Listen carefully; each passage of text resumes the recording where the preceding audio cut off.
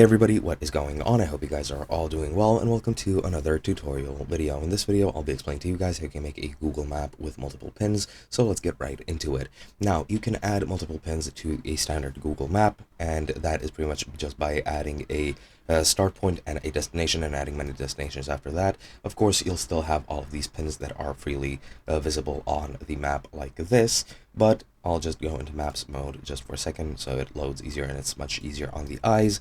And yeah, you can add it with the destination. So for example, let's say I take the middle of Central Park around here as a start point, and then I can add a destination, for example, Milano Market over here, and then I can add another destination, which is El Barrios.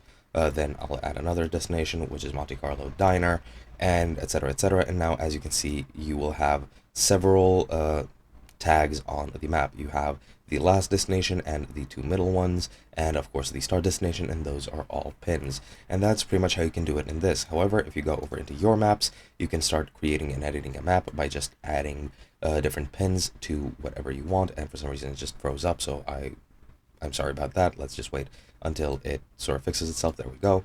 And yeah, you can add multiple pins. As you can see, I have this pin right over here, but you can add different pins to different locations, just like this.